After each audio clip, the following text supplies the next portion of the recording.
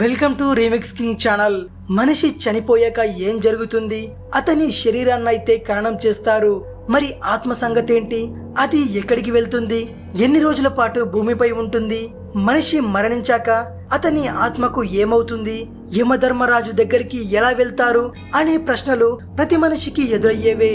మనిషి మరణాంతరం జరిగే పరిణామాల గురించి హిందూ శాస్త్రం ప్రకారం గరుడ పురాణంలో వివరించబడింది.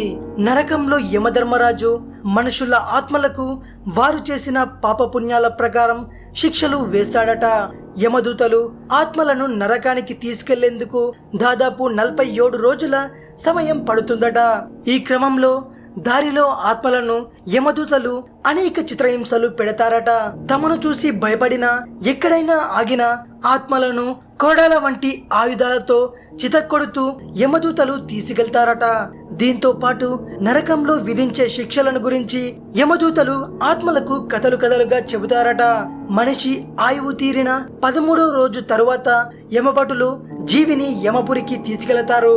దారి అంతా ఎగుడు దిగుడులు, ఆకలి దప్పికలు తీరే అవకాశం లేని ప్రాంతంలో అరికాళ్ళు బొబ్బలెత్తిన యమభటులు కొరడాలతో కొట్టి నడిపిస్తారట. కనుచూపులోనే నీరుంటుంది, త్రాగబోతే చేతికి అందదు. మేఘమేఘాలు నిరంతరం వర్షిస్తుంటాయి. అయితే అవి వర్షించేది నీరు కాదు, రక్తాన్ని. అలా 17 రోజుల పాటు జీవించినప్పుడు చేసిన పాపాలను తలుచుకొని వాపోతుంటాడు జీవుడు. ఆ తరువాతే యమపురి మజిలీ అయిన సౌమ్యపురం చేరతాడని గరుడ పురాణంలో లిఖించబడింది. ఇది విషయం. రీమిక్స్ కింగ్ ఛానల్ ని సబ్స్క్రైబ్ చేయండి. మరో వీడియోతో మీ ముందుకు వస్తాను. అంతవరకు సెలవు.